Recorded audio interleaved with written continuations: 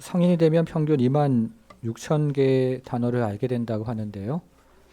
그 중에서 다른 사람을 가장 기쁘게 하는 단어 중에 하나가 감사입니다. 물론 하나님을 기쁘시게 하는 가장 좋은 단어 중에 하나도 감사라고 할 수 있습니다. 그래서 유대인들은 감사합니다 하는 말이 혀에 붙기까지 다른 말을 가르치지 말라는 속담이 있습니다. 근데 저를 한번 돌아보는데요. 또 감사에 인색할 때가 또 많지 않은가 하는 생각을 하게 됩니다. 우리가 은행이나 백화점 그리고 공공기관에서는 감사합니다 하는 말을 자주 사용하지만 정작 부모나 자녀 그리고 형제 자매 또 배우자에게 감사를 잘 표현하지 않기 때문에 그렇습니다. 그래서 오늘은 시편 30편 말씀을 통해서 우리가 오늘 본문에서 또 우리에게 들려주시는 감사 제목이 무엇인지를 함께 좀 생각을 해보도록 하겠습니다. 주보 3면에 말씀 노트가 있는데요. 첫째는 영혼이 회복되면 기쁨이 회복됩니다 하는 것입니다. 오늘 본문에 등장하는 시인은 다윗입니다. 근데 다윗은 오늘 본문을 보니까요, 매우 큰 곤경에 빠져 있습니다. 다윗은 매우 중한 병에 걸렸습니다. 그리고 수많은 대적들이 다윗을 공격하고 있습니다. 그러자 다윗의 입술에서 찬송이 사라지고 다윗의 마음에서 기쁨이 사라집니다. 여러분, 우리의 영혼이 건강하면 하나님을 바라보죠. 입술에 찬송이 있고 마음에 기쁨이 있습니다.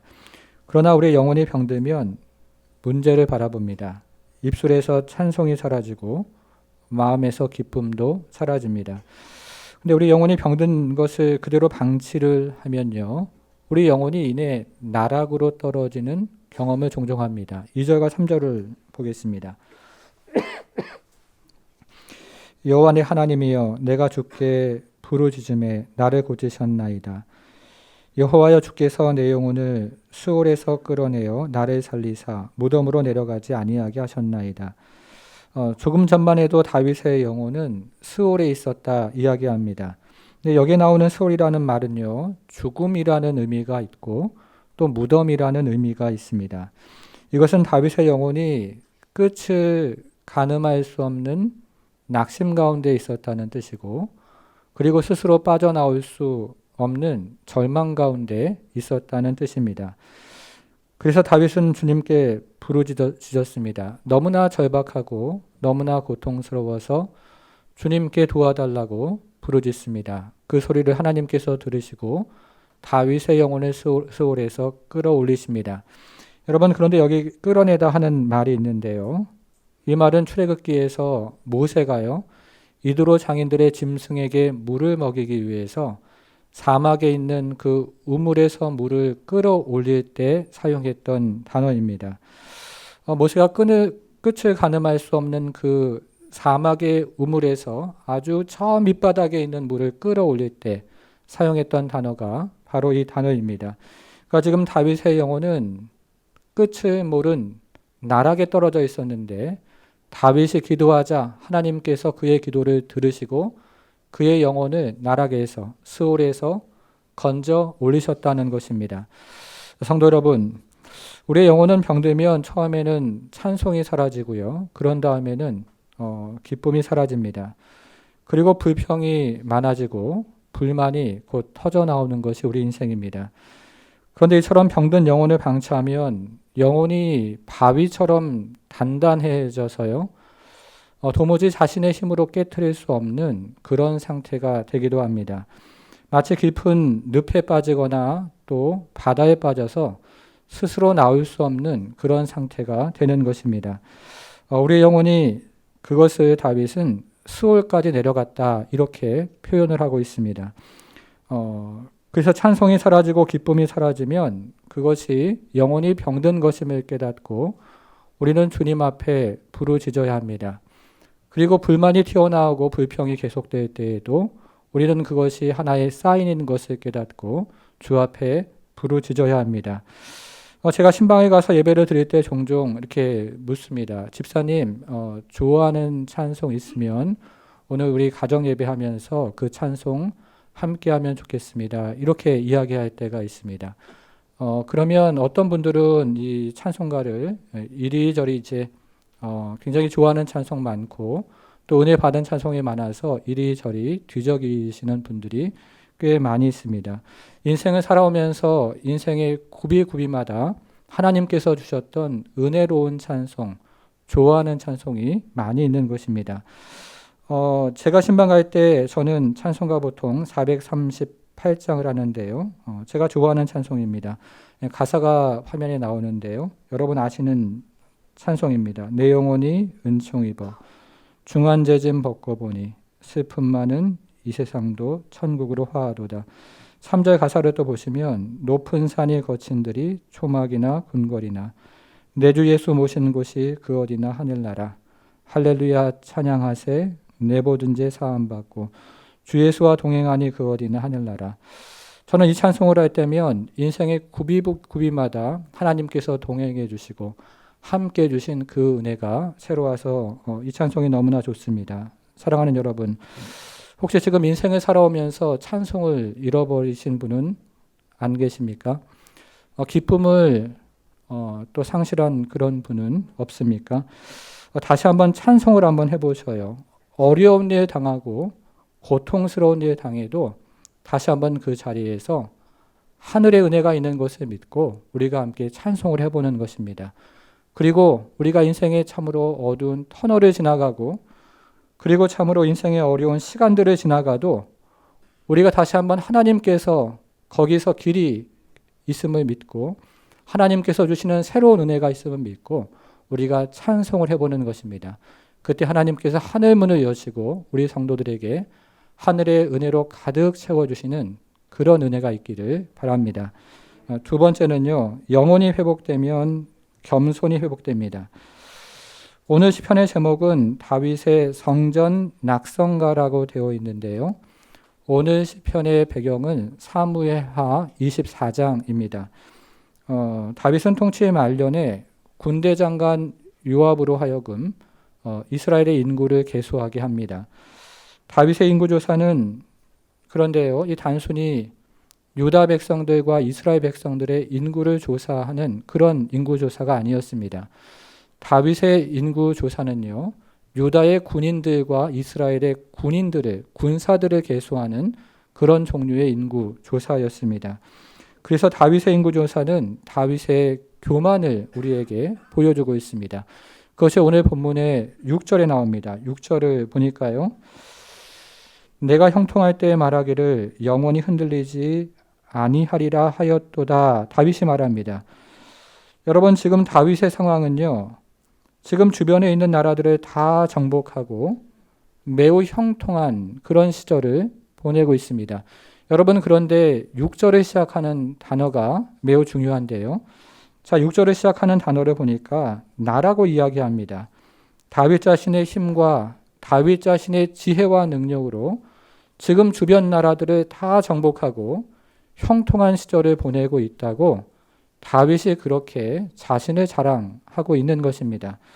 그리고 다윗의 군대로 인해서 영원히 흔들리지 않을 것이라고 다윗은 그렇게 자신의 교만을 드러내고 있습니다. 여러분 우리가 어려울 때는 한밤중에라도 기도원 찾아가고 또 산으로 올라가서 마치 나무 뿌리를 이렇게 붙잡고 뽑을 정도의 기세를 가지고 눈물로 하나님 앞에 기도했습니다. 그리고 한겨울에도 교회를 나와서 마룻바닥으로 되어 있는 그 교회 안에서 아무도 없는 그곳에서 차가운 그 기온 가운데서도 바닥을 치며 하나님 앞에 눈물 뿌리며 기도하지 않았습니까? 그러나 삶이 편안해지고 어려움이 없어지니까 무슨 돈을 조금 더 벌겠다고 그리고 무슨 취미 생활을 조금 더 하겠다고 하나님을 멀리하고 교회를 멀리하는 어리석은 신앙 생활을 하고 있습니다. 여러분 다윗이처럼 교만해서 하나님을 떠나는 순간이 있었는데 그때부터 다윗의 인생 가운데 고난이 찾아옵니다. 자, 7절이 그것인데요. 7절 하반절을 한번 보시면요. 주의 얼굴을 가리우심에 라고 이야기합니다. 바로 그때 주님께서 얼굴을 가리셨다는 것이죠. 다윗이 교만해서 자신의 힘과 능력을 자랑할 때 주님의 얼굴이 가려지는 그런 것을 경험했던 것입니다. 여러분, 주님의 얼굴이 가려워질 때 어떤 일이 일어납니까? 내가 근심하였나이다 이야기합니다. 다윗의 교만 때문에 하나님께서 얼굴을 가리시니까요. 인생에서 근심이 쏟아지기를 시작하고, 인생에서 문제가 쏟아지기를 시작하고, 그리고 인생에서 걱정이 쏟아지기를 시작합니다. 하나님께서 얼굴을 가리시니까 아들이 반란을 일으켜서 나라가 풍지박산이 됩니다. 또 하나님께서 얼굴을 가리시니까 지금 온 나라에 온역이 퍼져서 백성들이 죽어가고 있습니다. 또 하나님께서 얼굴을 가리시니까 건강을 잃어버리고 대적들이 일어나기를 시작합니다. 여러분, 하나님이 얼굴을 가리시면요, 은혜의 울타리가 제거가 됩니다. 하나님이 얼굴을 가리시면 폭풍의 한가운데 허허 들판에 홀로 서 있는 그런 경험을 하게 됩니다. 그리고 하나님이 얼굴을 가리시면 지금까지 쌓아왔던 것들을 한순간에 다 가져가시는 또 그런 경험도 우리는 인생 중에 하는 것입니다. 그러나 그때 다윗은 이제 정신을 차리고 하나님 앞에 나아가서 회개를 합니다. 하나님, 제가 하나님 앞에 교만했습니다. 하나님을 잊어버리고 하나님을 떠났습니다. 그리고 다윗은 기도합니다. 나를 죽음에서 살려주십시오. 나를 죽음에서 살려주시면 내가 전심으로 하나님을 찬양하고 그리고 내가 전심으로 주의 복음을 전파하겠습니다. 라고 간절히 부르짖습니다. 여러분, 그러자 주님께서 이 기도를 들으셨어요. 그리고 들으셔서 다윗에게 은혜를 베풀어 주시고 또 다윗을 회복시켜 주십니다. 그러자 다윗은 아리우나의 타작마당으로 올라가서 그것을 값을 주고 사고 거기에서 하나님 앞에 감사의 제사를 드립니다. 자, 그것이 7절인데요. 7절을 한번 보시면요. 여호와여, 주의 은혜로 나를 산같이 굳게 세우셨나이다. 하나님께서 다윗을 다시 은혜를 베풀어 주시고 그에게 회복을 주셨던 것입니다. 여러분, 그런데 이 7절을 시작하는 구절도 굉장히 중요한데요. 이 7절을 시작하는 구절은 우리가 앞에서 보았던 6절과는 다르게요. 여호와 하나님에 대한 이야기로 시작을 합니다. 하나님께서 은혜를 베풀어 주셨다는 것이죠. 하나님께서는 그의 기도를 들으시고 은혜를 베풀어 주십니다. 하나님께서 은혜를 베풀어 주시자 다윗의 왕위가 다시 산같이 견고해집니다. 그리고 하나님께서 은혜를 베풀어 주시자 온 나라에 그 퍼졌던 온역이 그쳤던 것입니다. 그리고 하나님께서 은혜를 베풀어 주시자 그의 건강이 회복이 되고 다시 대적들이 물러가는 그런 은총을 다윗은 경험을 했습니다. 성도 여러분, 하나님께서 은혜를 베풀어 주시는 것이 그토록 중요한 것입니다. 여러분 믿으십니까? 하나님께서 은혜를 베풀어 주시면 은혜의 울타리가 세워집니다. 그리고 하나님께서 은혜를 베풀어 주시면요, 허허벌판에 나 홀로 있는 것 같지만 거기서 우리는 불기둥과 구름기둥을 만나는 것입니다. 그리고 하나님께서 은혜를 베풀어 주시면 잃어버렸던 건강도 하나님 회복시켜 주시고 잃어버렸던 관계도 회복이 되고 잃어버렸던 재물도 회복되는 그런 은혜를 경험할 때도 있는 것입니다. 성도 여러분, 그래서 우리에게 정말로 중요한 것은요, 하나님께서 은혜를 베풀어 주시는 것입니다. 우리가 인생을 살아가면서 우리의 지혜도 필요하고 재물도 필요하고 능력도 필요하지만 정말로 중요한 것은 하나님께서 하늘문을 여시고 우리에게 은혜를, 하나님의 은혜를, 하나님의 은총을 베풀어 주시는 것입니다. 그런 은혜와 은총 여러분 모두에게 함께하기를 축복합니다. 오늘 본문의 배경은 사무엘하 24장이라고 말씀해 주셨는데요. 이 사무엘하 24장을 보면 크게 두 가지 사건이 나오는데 하나는 다윗의 인구조사가 나오고요. 하나는 다윗의 그 예배가 나옵니다. 그런데 다윗의 인구조사는 인간이 주도하는 행동을 의미하는 것이고요. 다윗의 제단 예배는 하나님께서 주도하시는 그 인생의 은혜를 이야기하는 것입니다. 그래서 다윗의 인구조사는 인간의 교만을 뜻하고 그리고 다윗의 제단은 인간의 겸손을 의미합니다. 여러분, 그런데 우리가 한 해를 또 돌아보는 이 시점에서 제가 제 인생을 돌아보니까요, 올 한 해 가운데 인구조사를 선택할 때도 있고 혹은 다윗의 제단을 선택할 때도 있었구나 하는 생각을 해보게 됩니다. 우리는 때로는 다윗의 제단을 선택하면서 겸손하기도 하고, 우리는 때로는 다윗의 인구조사를 선택하면서 교만하기도 한 것입니다. 성도 여러분, 여러분이 올해 한 해 살아오면서 또 인생을 살아오면서요, 나의 힘으로 살아가는 것, 하나님 없이도 나는 잘 살 수 있다고 생각하는 것, 그것이 바로 교만입니다. 인생을 나의 힘으로 살아가고 그리고 하나님 없이 살아갈 수 있다는 바로 그 생각이 교만이라는 것입니다. 그런데 문제는요, 우리가 참으로 인생을 살아가면서 순간순간 교만하기 쉬운 존재라는 것입니다.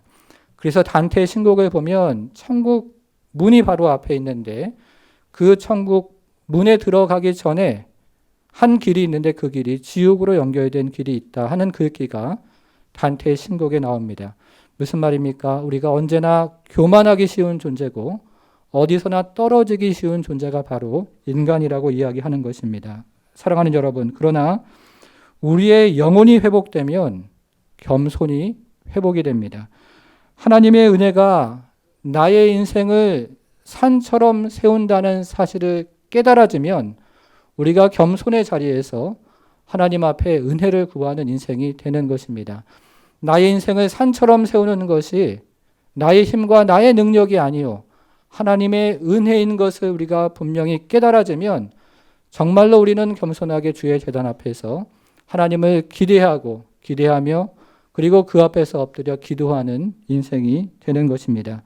여러분 모두가 그와 같은 겸손함으로 주님의 은혜를 구하는 그런 인생이 되기를 바랍니다. 세 번째는요, 영혼이 회복되면 감사가 회복이 됩니다. 저는 지난주 목요일에 사역반을 마쳤습니다. 한 해 동안 3월 달부터 시작했던 그 오랜 사역반이 마무리가 되었습니다.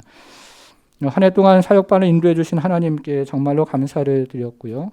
그리고 하나님의 나라와 교회를 함께 섬길 수 있는 동역자들을 세워주시는 것에 또 감사를 드렸고, 그리고 주안에서 참으로 존귀한 하나님의 형상을 가진 성도들과 한 해를 함께 시간을 보낼 수 있었던 것도 참으로 감사를 드렸습니다. 특별히 지난주 목요일에는 사역반 이제 종강하는 마지막 시간이라서 각자가 이제 음식을 준비해 와서 풍성하게 음식을 나누고 또 한 해 동안 있었던 감사와 그리고 간증을 나누는 그런 부요로운 시간도 있었고요. 또 한 권사님이 꽃을 이제 한 송이씩 준비해 와서 함께 꽃을 들고 사진을 찍는 그런 아름다운 시간도 있었습니다. 그 시간들을 보내고 나서요, 참 이 모든 것이 하나님의 은혜이구나 하는 생각을 하게 됩니다. 여러분, 그런데 영혼이 병들면요, 정말 내 인생에 없는 것 있잖아요. 그리고 우리 가정에 부족한 것 있지 않습니까? 그리고 교회에 연약한 것, 그것들이 보이기 시작하고 그것들이 들리기를 시작합니다. 아름다운 장미꽃을 보면서요, 감사를 하는 것이 아니라 그 장미나무에 있는 가시를 보면서 불평을 한다는 것입니다. 저는 추수감사 주일이 되면 이 이야기를 반복해서 나누고 싶은데요. 오래전에 두 마을이 이웃에서 살고 있었습니다. 한 마을은 감사촌이고 다른 한 마을은 불평촌입니다. 불평촌 사람들은 봄부터 겨울까지 무엇이든지 불평하고 또 불만하기를 쉬지 않았습니다. 봄에는 황사 때문에 먼지가 많다고 불평했고 여름에는 너무 덥다고 불평했습니다. 가을이 되면 낙엽이 너무 떨어진다고 불평을 했고 또 겨울이 되면 너무 춥고 눈이 많이 온다고 불평을 합니다. 그러나 감사촌에 있는 사람들은 어떠한 일에도 감사합니다. 봄에는 꽃향기가 있어서 감사하고 여름에는 나무 그늘이 있어서 감사했습니다. 가을이 되면 아주 아름다운 열매가 맺히는 것을 감사했고 겨울이 되면 나뭇가지에 눈이 하얗게 쌓이는 아름다움을 보면서 또 감사했습니다. 그러던 어느 날 이 불평촌 사람들이 감사촌에 방문했습니다. 근데 불평촌 사람들이 감사촌을 방문하니까 이 감사촌에 있는 사람들이 말을 할 때마다 불평촌에서 온 사람들에게 감사합니다, 말끝마다 이런 얘기를 하는 거예요. 그래서 이 사람들이 하루 종일 그 얘기를 들으면서 감사촌에 머무는 동안 감사를 살짝 흉내를 내고 이제 저녁이 되어 집으로 돌아왔습니다. 그런데 불평촌 사람들이 집으로 오자마자 이제 또 이렇게 말을 하는 거예요. 에이, 감사촌에 갔다가 쓸데없이 감사만 실컷 하고 왔네. 이렇게 얘기를 했다는 겁니다. 감사를 하면서도요, 불평을 하면서 감사를 하게 됩니다. 여러분, 그래서 불평은요, 습관입니다. 불평하는 사람들은 항상 불평을 합니다. 불평하는 사람들은 장미꽃을 보면서 감사하지 않고 그 밑에 있는 가시를 보면서 불평을 하는 것입니다. 이스라엘 백성들은 홍해를 건널 때에 감사했지만 광야를 지나는 내내 그들은 불평을 했습니다. 만나를 처음 먹을 때에는 꿀을 섞은 과자 같다고 감사했지만 그 이후에는 계속해서 기름을 섞은 과자 같다고 불평을 했습니다. 그리고 모세와 같은 지도자가 마음에 들지 않는다고 불평했고 길이 울퉁불퉁하다고 불평하다가 결국에는 약속의 땅으로 들어가지를 못했습니다. 여러분, 사탄이 우리 교회에 이렇게 속삭이는 것은 아니겠습니까? 항상 낙심해라. 쉬지 말고 원망해라. 범사에 불평해라. 제가 만들어 봤는데요. 잘 맞는 것 같아요. 여러분, 우리의 영혼이 회복되면요, 감사가 먼저 회복이 됩니다. 그렇지 않습니까? 다윗은 이렇게 감사를 했습니다. 4절 5절은 같이 한번 좀 읽어보겠습니다. 4절 5절 시작. 주의 성도들아 여호와를 송축하며 그의 거룩함을 기억하며 감사하라. 그의 노염은 잠깐이요 그의 은총은 평생이로다. 저녁에는 울음이 깃들일지라도 아침에는 기쁨이 오리로다. 지금 다윗은 하나님의 은혜에 감사 찬송을 부릅니다. 5절인데요. 이 감사 찬송의 1절은 그의 노염은 잠깐이요 그의 은혜는 평생이라는 가사입니다. 2절은요. 저녁에는 울음이 깃들지라도 아침에는 기쁨이 온다는 가사입니다. 여러분, 하나님의 노염은요. 잠깐입니다. 다시 한번 들어보세요. 하나님의 노염은요. 잠깐입니다. 여러분 믿으십니까? 내가 교만해서 하나님께서 나에게 이렇게 노여워하시는데요. 그 노여움은 잠깐이라는 거예요. 내가 교만해서 내가 고통을 당하는데요. 그 고통도 잠깐이라는 것입니다. 여러분 반면에 하나님의 은혜는 평생입니다. 다시 한번 들어보세요. 하나님의 은혜는 평생입니다. 여러분 믿으십니까? 하나님의 은혜는 평생입니다. 하나님은요. 본질적으로 은혜 베풀기를 좋아하시는 분이기 때문에 하나님의 은혜는 평생인 것입니다.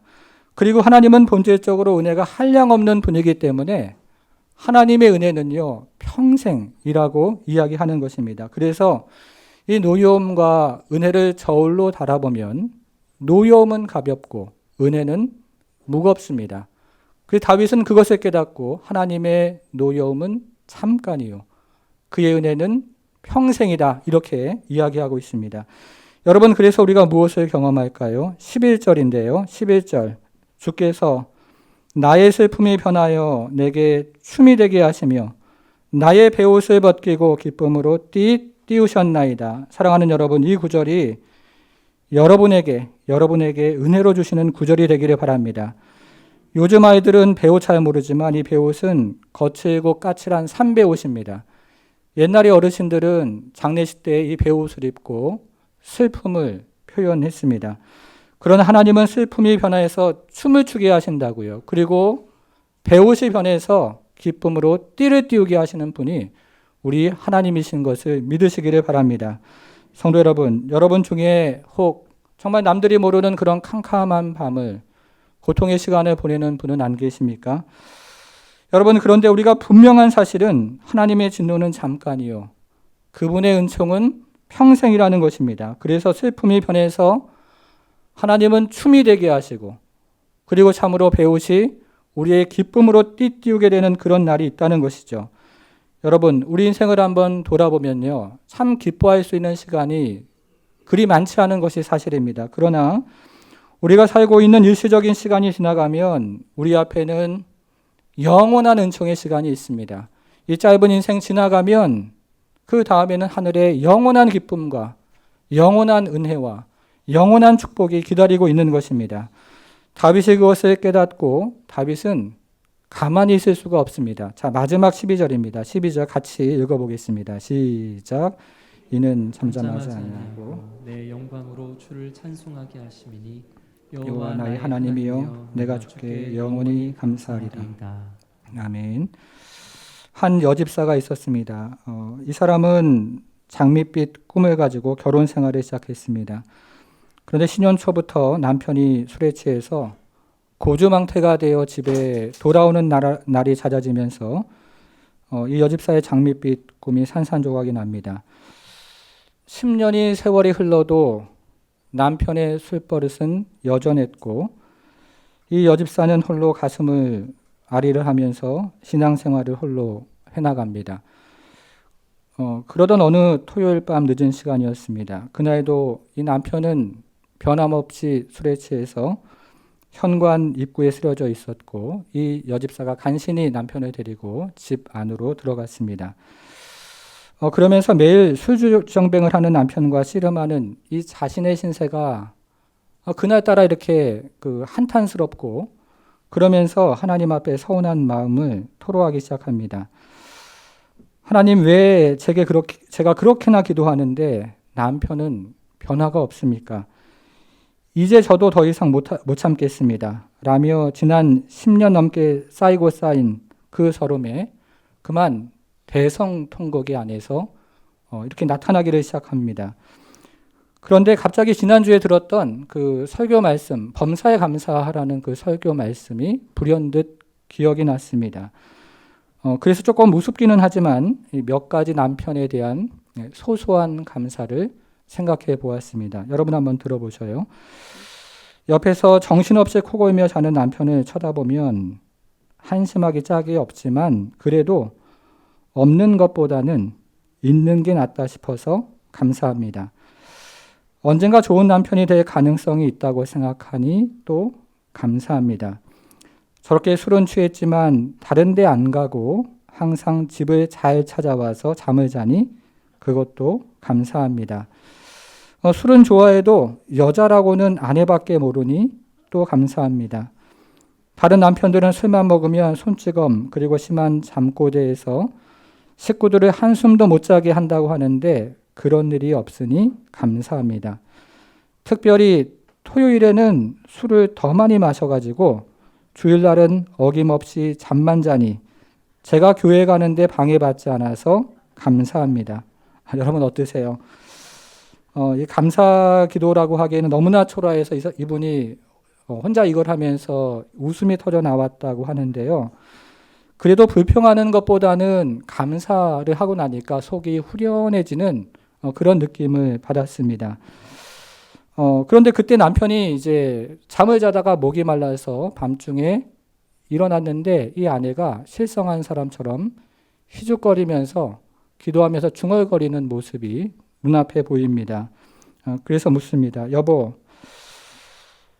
한밤중에 잠 안 자고 뭐 하는 거요? 뭐가 좋아서 혼자 싱글벙글 거리고 있어? 아내가 대답합니다. 네 여보, 당신과 사는 것이 너무 감사해서 그래요. 그러면서 지금까지 기도했던 그 기도를 남편에게 이야기를 해주기 시작합니다. 근데 그 순간에 남편이요, 갑자기 머리를 망치로 딱 맞은 것 같은 느낌이 듭니다. 그리고 전혀 생각하지 못한 반응을 보입니다. 여보, 내가 술을 먹고 당신 속을 그렇게도 썩였는데 나와 함께 사는 것이 감사하다고 말하니 참 고맙소. 이제부터 술 끊으려고 정말 노력해 보겠소. 그리고 당신의 소원이 교회 나가는 것이기 때문에 내가 내일부터 교회 나가도록 하겠소. 라고 이야기하면서 이 남편이 자신의 이야기를 하더라는 겁니다. 이 이야기는 그 평생 감사라는 책에 나오는 이야기인데요. 이 아내가 10년이 넘게 눈물로 이 남편을 위해서 기도했는데도 꿈쩍하지 않던 남편이 단 한 번의 감사 기도로 변하는 그런 기적을 체험했다는 것이죠. 여러분, 물론 우리가 지금 당장 감사 기도만 하면 내 앞에 있는 이 골치 아픈 문제가 모두 다 변한다, 이런 말씀은 아닐 것입니다. 여러분, 그러나 분명한 사실은 우리 앞에 있는 문제를 감사로 받아들일 수 있다면, 그렇다면 하나님께서 그 문제를 조금씩 변화시켜 주시지 않겠습니까? 설사 그렇지 않더라도, 그 문제가 그대로 변하지 않고 남아있더라도 주님께서는 우리의 마음을 변화시켜 주셔서 그 문제를 더 이상 문제로 만들지 않으신다는 것입니다. 사랑하는 여러분, 인생을 살아오면서 지고 있는 짐 너무 많아서 감사를 잃어버린 성도는 없습니까? 제가 좋아하는 찬송 중에 304장이 있습니다. 그 크신 하나님의 사랑, 말로 다 형용 못하네.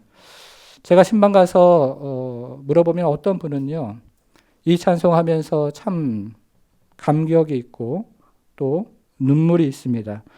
나 같은 죄인 위해서 하나님께서 그의 아들 독생자 예수 그리스도를 십자가에 못 박혀 죽게 하신 그 사랑 깨달을 때마다 눈물이 있고 감격이 있는 것입니다. 사랑하는 여러분, 감사라는 것은요, 상황에 대한 반응이 아닙니다. 감사는 하나님 앞에 믿음에 대한 반응인 것입니다. 우리가 상황을 바라보면 감사하지 못할 일 얼마나 많이 있습니까? 그러나 그 안에도 하나님의 숨은 계획이 있고 숨은 뜻이 있다는 것을 우리는 믿으면서 하나님 앞에 감사하는 성도가 되는 것입니다. 사랑하는 여러분, 오늘이 추수감사주일인데요. 이 예배를 드리면서 우리가 저와 함께 1년에 살아왔던 것 감사하고 또 다윗처럼 감사를 결단하는 그런 시간이 되었으면 좋겠습니다. 어떻게 결단하는 것이냐면요, 평생 감사하라, 이거 좀 굉장히 우리한테 좀 어려운 일 같아요. 그렇죠? 그래서 1년 동안만 감사해 보는 것입니다. 1년 동안. 아시겠습니까? 그러면 오늘부터 시작해서 언제까지입니까? 다음 추수감사절까지.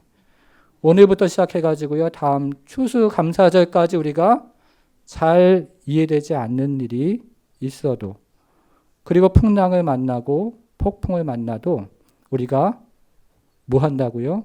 감사해보는 것입니다.